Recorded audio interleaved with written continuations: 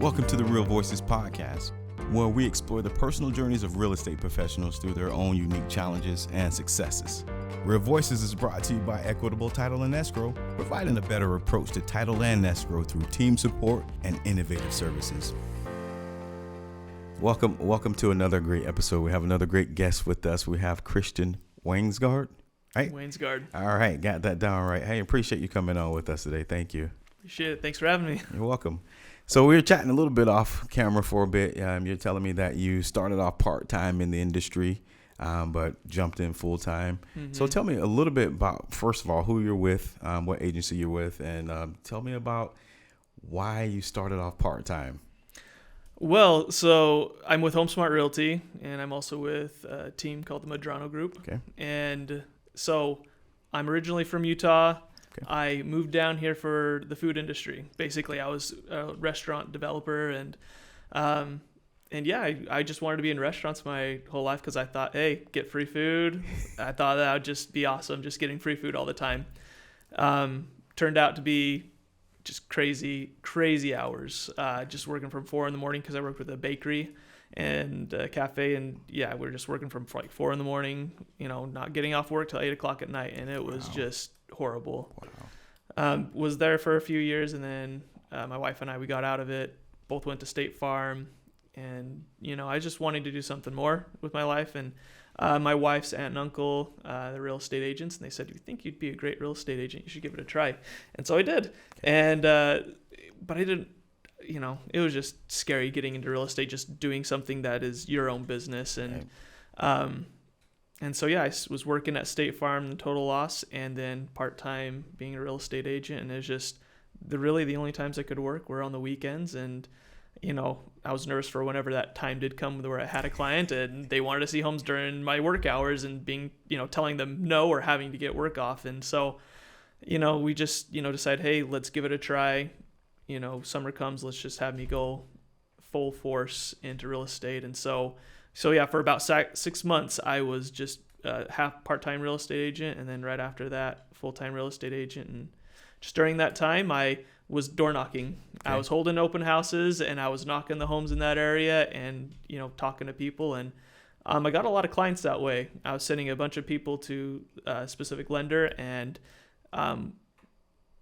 with all the success and all the people that I was sending him, he's like, hey, there's this team that I work with, they're looking for people. Would you be interested in joining their team? And I was like, I was really wanting to do it myself because my aunt and uncle, they do it by themselves. And so I was like, I don't want to give away my commission or anything like that. I was just like, I don't really want to, but I was like, but I don't know what to do with a client once I get one, and that was really scary when that time came. And so I was like, let me talk with them, spoke with them, and with my team lead, Elazar, and, it just made sense for me to join a team. And it's just really, I was from, not working with any clients and just sending people to a lender. And then all of a sudden I'm just, closing deals. Making it happen. Okay. So you've been on the team for about 4 years then? For 4 years, yeah. So what's kept you on the team? I know what brought you to. So what keeps you on the team dynamic and you haven't gone off on your own? Well, because I'm still growing as a real estate agent. So, still, being in the industry for 4 years, I am getting a lot of experience. But having that team atmosphere, like, there's people on my team that are very referral based and they want to do events. And with me, I'm very scared to do events. We're going to be doing like a movie theater event for our clients really soon. Right. And I think if I was by myself as a real estate agent, I would not have done that. And I wouldn't have even thought to do that. Makes sense. And then just small ideas that I have, having that team atmosphere, they give me ideas. And so I've actually grown so much faster by being on a team than just trying to do it by myself. And then, the deals that my teammates are closing, I'm learning from the issues that they're going through on their deals, so that when something happens on my deal, it's not this worry of what do I do? It's, hey, this person's gone through it. This is how they dealt with it. And so, it's just a lot less stress being on a team. Makes sense. So do you feel like you found your forever career? You feel like you're... Definitely. This is it. I mean, really, like, each year I'm always scared that I'm going to, for some reason, it's going to get worse. I'm like, I don't know if I'm going to be able to produce the same type of numbers as the year prior, the current year. But just every year I've been able to stay consistent. And now I'm getting to the point in my career where I'm not always having to chase that next deal. I'm having now return clients come to me and they're like, hey, I'm looking to sell my house and buy another home. And so, it's been a little bit easier. So yeah, those first few years are a struggle, but now I'm getting to the point where it's becoming a lot easier and I'm able to have those returning clients, which has been great. Right. It makes sense. The thought is that if you can do it if you can make it for the 3 years, it's usually that fourth year where you start seeing the return clients and things like that. Mm-hmm. So I want to talk briefly about the return clients. Some of the things I talk about with brand new agents is to actually distinguish yourself about early on who you want to work with, because 3 or 4 years later, those people will come back to you, right? Mm-hmm. So just talk to me a little bit. The clients that you worked with in the beginning, are they still those same clients that you're chasing now? Have you changed up a little bit? Who you target, has that changed at all? I mean, a lot of the time at the very beginning, I was working with first-time home buyers because there were people that I knocked on the door, mm-hmm. and I knocked on a lot of rentals just because I felt like, so I'd knock on rental complexes. Makes sense. So because I just figured, hey, these are people that don't want to stay renting forever. They might want to buy a house eventually. And so I targeted them. And so at first I was targeting first-time home buyers. And then just as the years gone on, I then, I knew how to work with buyers. I knew what the contract and it just, I knew how everything worked. And I'm like, hey, I want to grow. I now want to work with sellers. And so I started working with for sell by owners and contacting them and reaching out to them and seeing what I could do to help them. And then just slowly knowing the people that I know, I would send them, comps on their own, being like, hey, just want to let you know, your home's worth this much in this market. If you're thinking about buying or selling, please reach out to me. And so I kind of got into that direction where I used to focus my attention on buyers and holding open houses and finding buyers that way.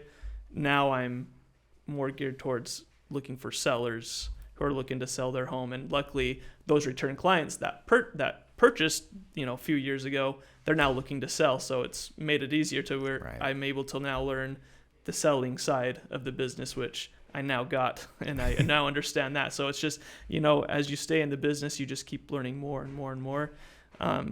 Starting it real estate, it just seems all like overwhelming, but I think it's that natural progression of working with buyers first, and then you start understanding how to work with sellers because your return buyers are coming back to sell. Makes sense. Thank you. Appreciate it.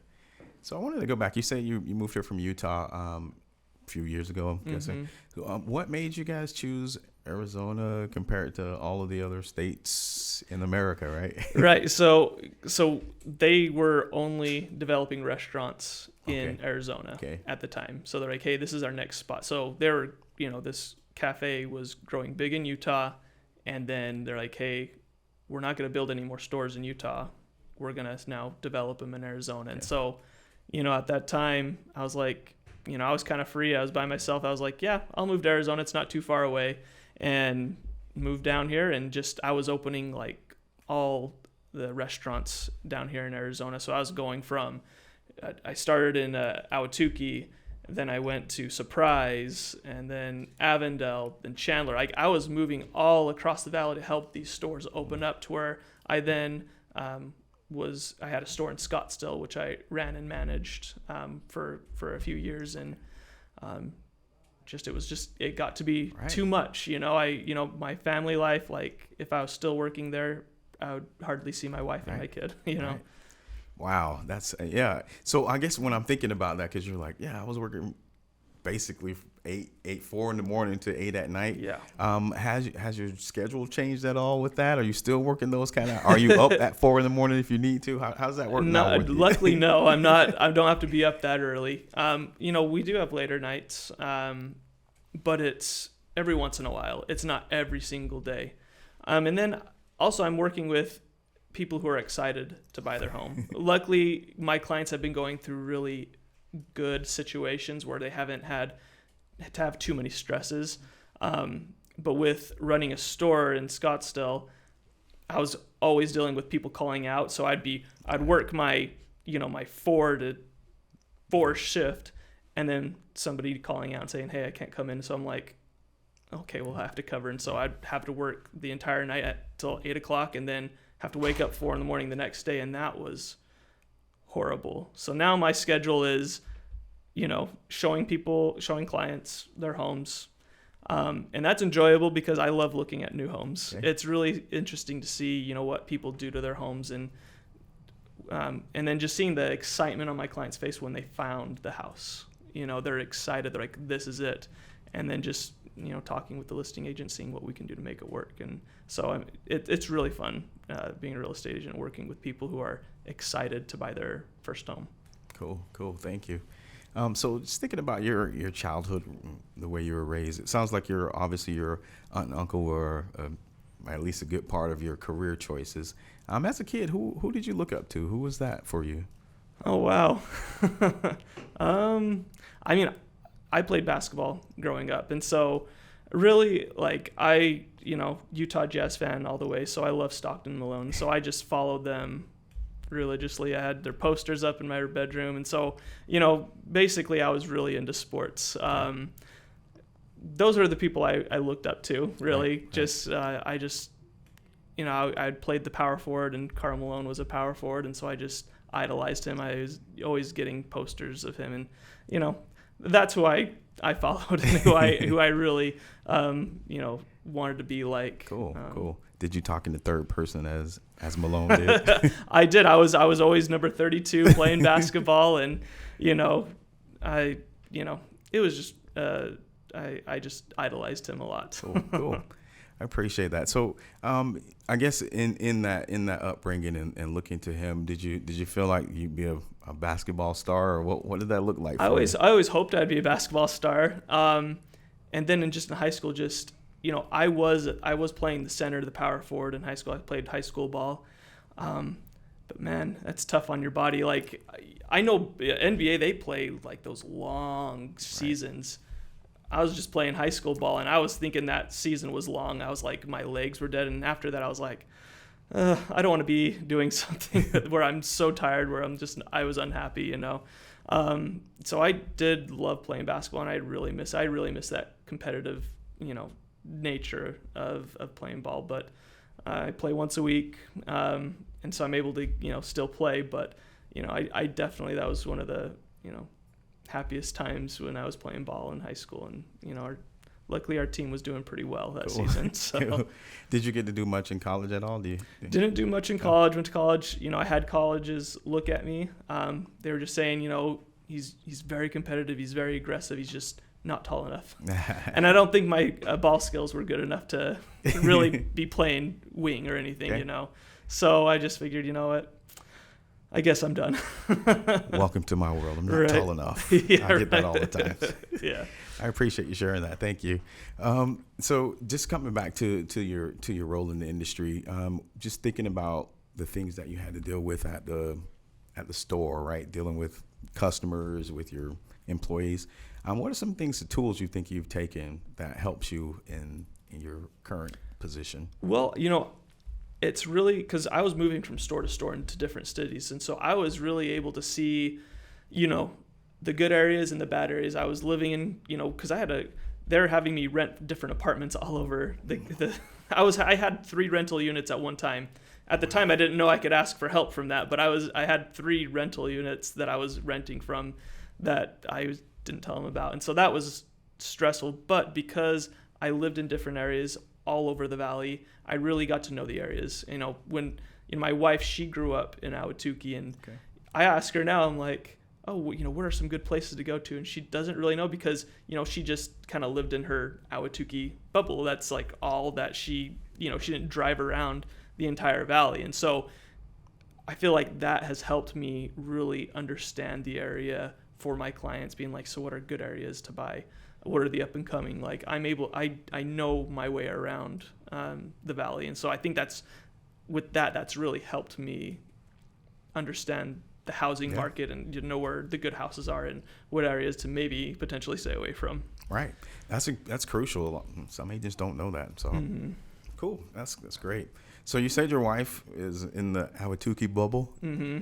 How did you guys meet then? Where'd you meet? So yeah, she graduated from U of A, Okay. and she was planning to move to California. She was wanting to make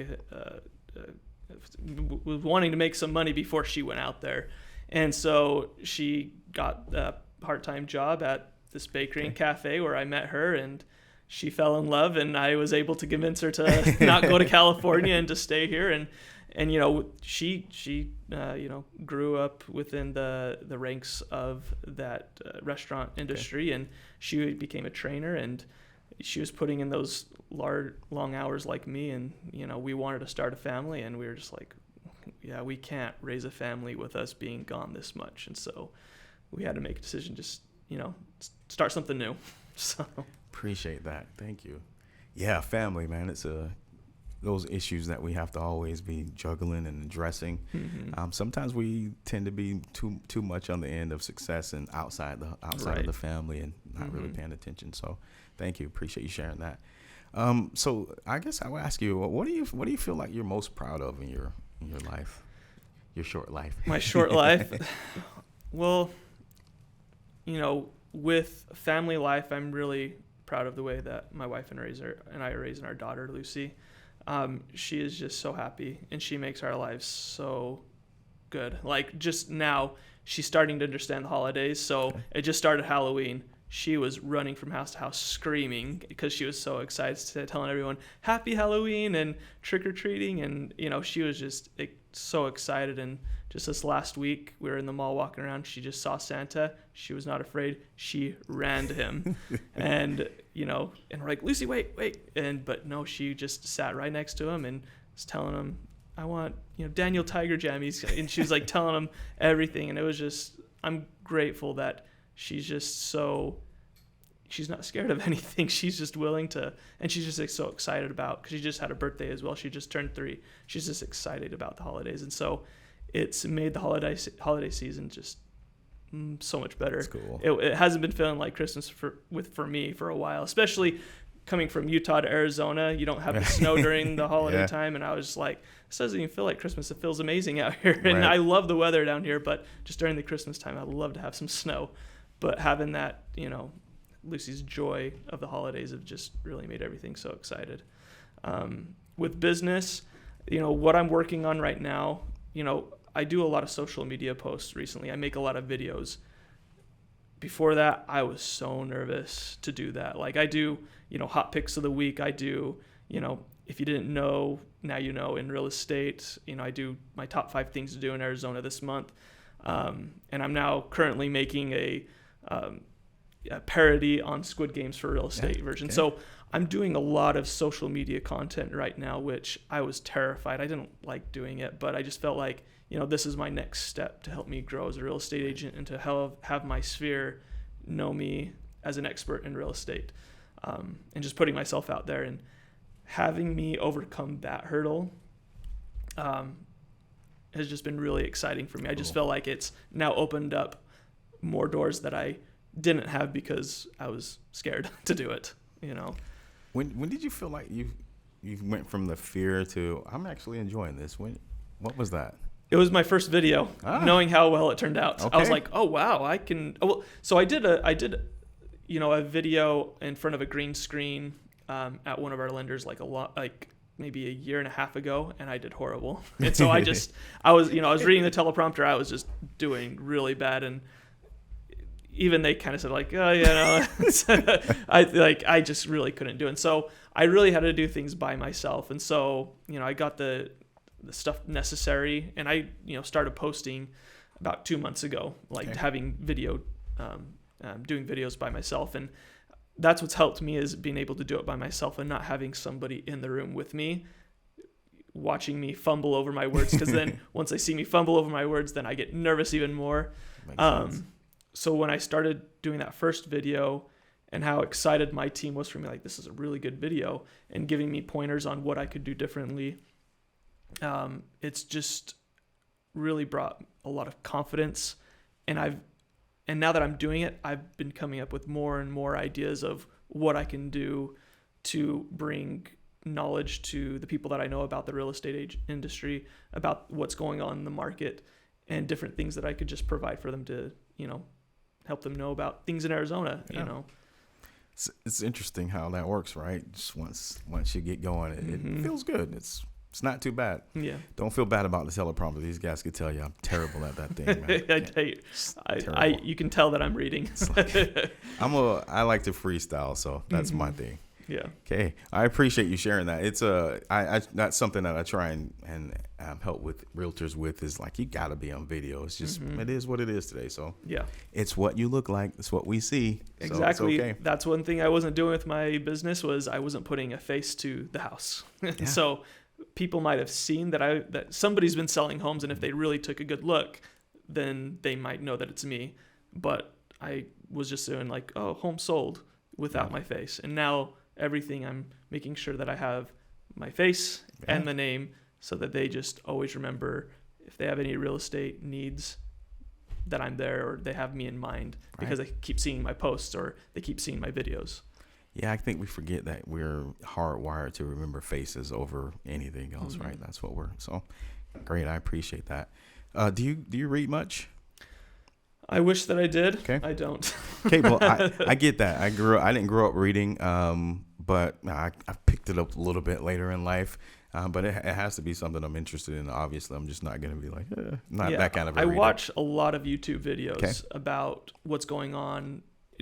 I do follow people on YouTube, all the information that they give, and that has really helped me with my videos as well. So yes, I don't read, but I'm watching real-time videos of current market education, and so it's helped me to help my clients as well when they have questions, and so that's helped me. Makes sense. Well, we have all read before. I like to ask, like, is there something you've read in your life that, wow, touched you? Something that it could have been any time, anything that, like, man, that reached me.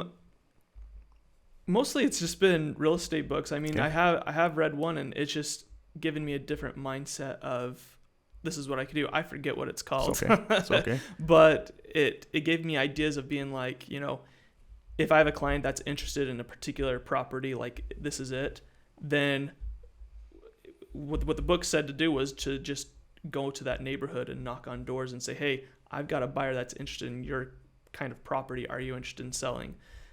That way I can have a buyer and potential seller right away. And so that I'd never thought of before. And once I did that, it was very successful, being like, hey, I have a client right now that's interested in your specific property and willing to get under contract today. Have you thought about selling?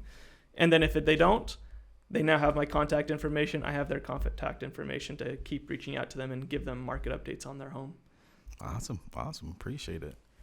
Well, I appreciate you coming on. It's been great chatting with you.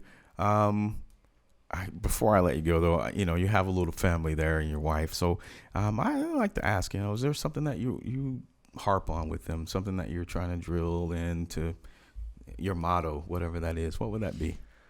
I guess right now it's been on my mind a lot, is do what makes you uncomfortable, because you're going to grow from it. And that's what I've seen. And the things that make you uncomfortable, you're then going to become an expert at it, and then you can then tackle that next thing. And so, tackling the things that are a struggle for you, you're going to continue to grow, and then it's not going to be a struggle for you anymore. And then you're going to have a new hurdle to get over, and then you're just going to keep climbing. And so just do the hard thing, I guess. Cool. That's probably going to be the title of the episode right there. We got it right. That's good. I appreciate it. Thank you so much for coming on. It's been great chatting with you. Where can people find you at? Where can they find you? Well, they can find me on Facebook, Christian Wangsgard, or they can find me out on Instagram, AZ_realtor_Chris. They can find me there, but and also YouTube. Don't know what that is, but I know I have a YouTube channel. But Christian Wangsgard probably. Just Christian Wangsgard. But I've got content that I come out with weekly, some type of video. Recently I did, the problems that are happening with Zillow and how that relates to the Arizona market. Each month I do my top 5 things that I like to do in November, or in Arizona this November, and then just market updates. I give that each month, and so just each week I'm coming out with new material. Cool. Awesome. What about a phone number? Telephone number is 388-0194. Or you could email me at christian@themadronogroup.com. All right. Appreciate it, man. Okay. Thanks for coming on. Of course. Appreciate it. Thanks for having me.